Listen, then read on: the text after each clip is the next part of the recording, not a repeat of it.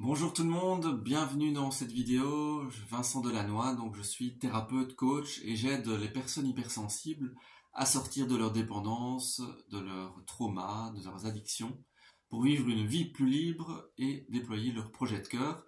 Alors aujourd'hui, j'aborde le sujet de comment fonctionne la maladie de la dépendance. Vaste sujet. Et tout d'abord, le premier point, l'effet caméléon. J'appelle ça l'effet caméléon de la maladie de la dépendance. Donc, la dépendance change de forme, se déplace. Donc, la maladie de la dépendance, elle change de forme et elle se déplace. Donc, moi, à la base, je suis malade alcoolique. Et quand j'ai arrêté l'alcool, que j'ai commencé un processus de rétablissement, j'ai pu remarquer que la maladie de la dépendance, en fait, déjà, j'ai compris que j'avais la maladie de la dépendance, qui prend différentes formes, hein. Il y a des personnes qui sont complètement accros au sexe, par exemple, ou au jeu, et qui perdent la maîtrise de leur vie, hein. Certains même se suicident. Mais dans ma propre expérience personnelle, j'ai pu remarquer que quand j'ai arrêté l'alcool, en fait, la maladie se déplace dans tous les domaines de ma vie. J'ai eu des soucis avec l'alimentation, donc c'est-à-dire que par moments, j'ai eu des périodes, des phases où j'étais accro, par exemple aux pâtes, et je mangeais des grosses casseroles de pâtes pour me remplir le soir, et tous les jours je faisais ça.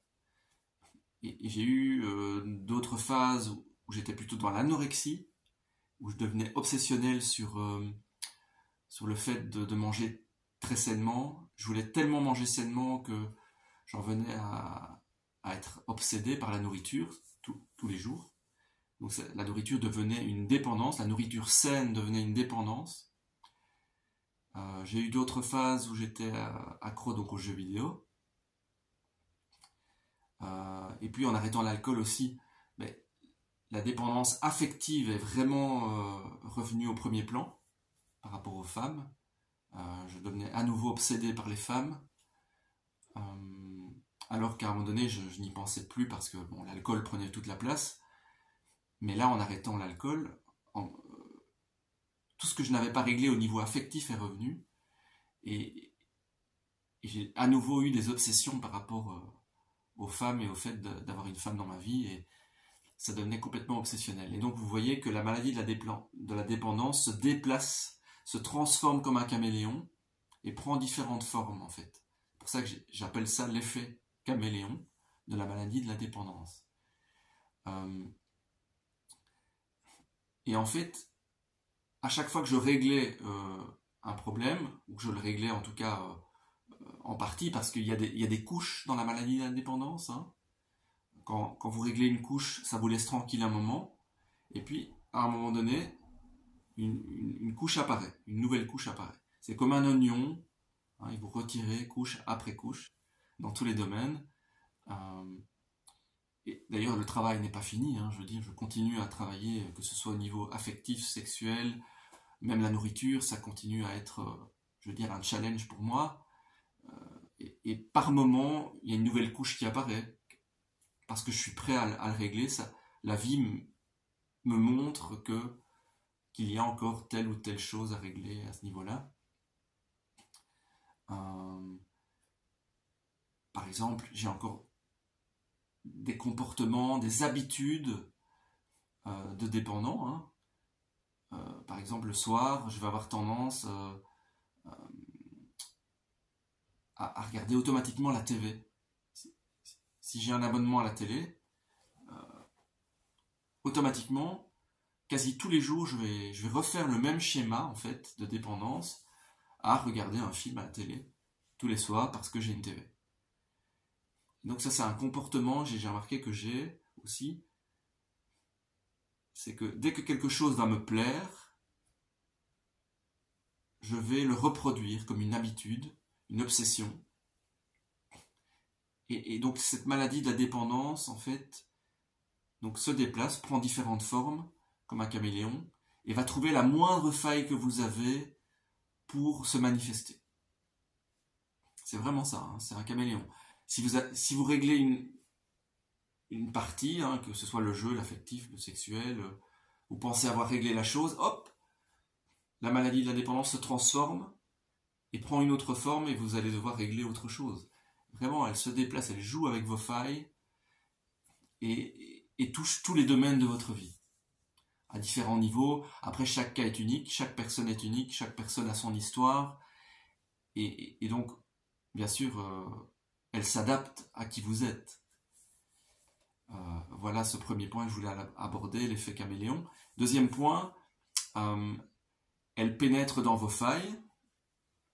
Ça, c'est le deuxième point. Elle pénètre dans vos failles. Donc, c'est-à-dire que la maladie de la dépendance, elle connaît très bien vos failles. Donc, par exemple, les miennes, c'est pas compliqué.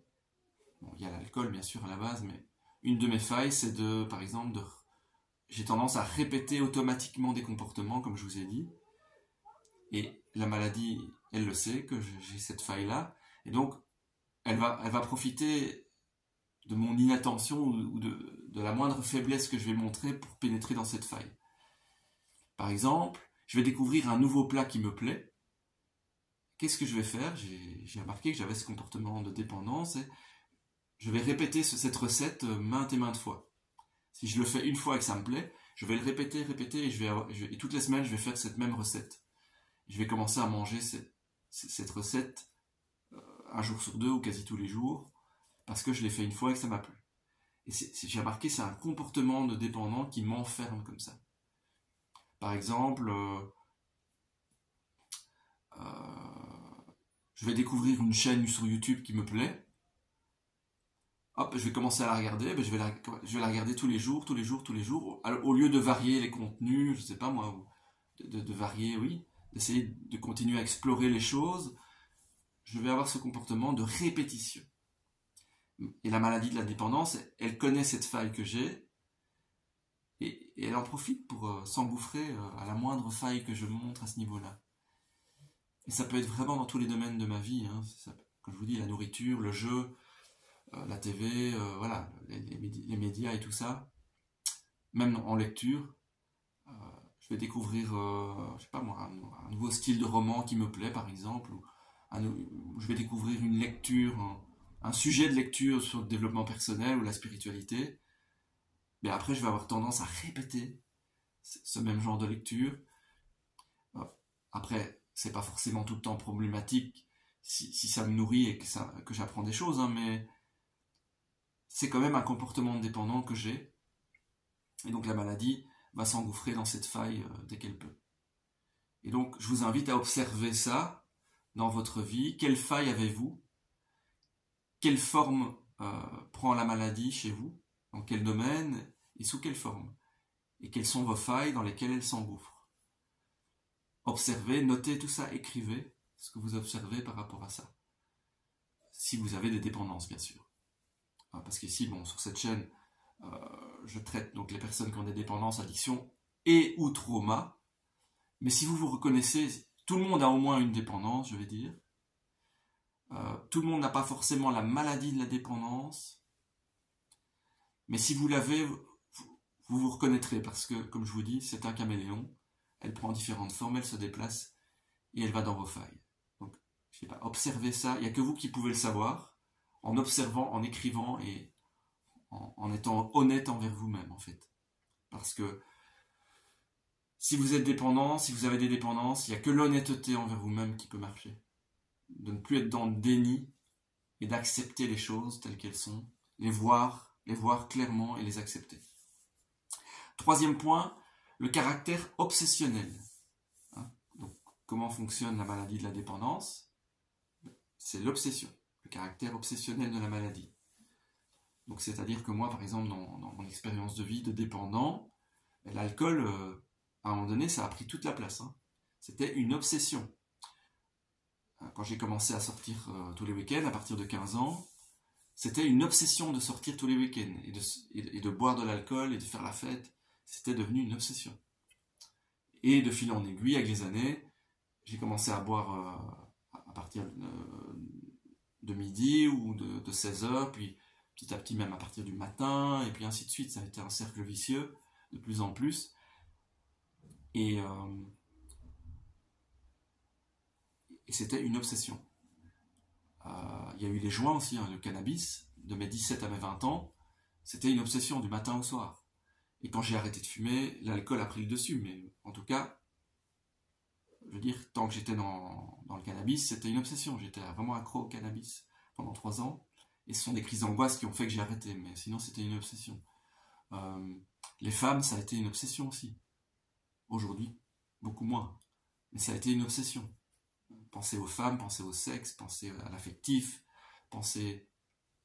Voilà. Et donc le caractère obsessionnel de la maladie est un signe que vous avez cette maladie de la dépendance. Si vous avez des obsessions, si vous avez tendance à être obsessionnel sur des sujets, que ce soit la nourriture, le sexe, le jeu, l'affectif, des drogues, le café, que sais-je, hein, la nourriture, c'est un signe que vous avez la maladie de la dépendance. C'est le caractère obsessionnel. Donc premier point, l'effet caméléon, elle prend différentes formes. Deuxième point, elle rentre dans vos failles. Troisième point, le caractère obsessionnel de la maladie. Quelle que soit l'obsession, hein, comme je vous dis, quel que soit le domaine de l'obsession. Jeu, nourriture, affectif, drogue et tout ce qu'on veut. Observez tout ça, écrivez tout ça. Et quatrième point, plus vous allez lutter, plus vous renforcez la maladie. Plus vous luttez, plus vous renforcez la maladie. Et plus elle va se manifester, plus elle va être présente. Donc arrêtez le combat. Si vous voulez faciliter votre guérison par rapport à la maladie de la dépendance, ou en tout cas pour stabiliser la maladie, arrêtez de lutter. Acceptez-la, accueillez-la. Ne montez plus sur le ring. La maladie est plus forte que vous. Acceptez que c'est plus fort que vous. Et mettez en place des choses. Faites-vous aider pour guérir de cette maladie, ou en tout cas la stabiliser, parce qu'on ne guérit jamais vraiment. Mais en tout cas pour trouver une stabilité, la stabiliser, éviter les rechutes.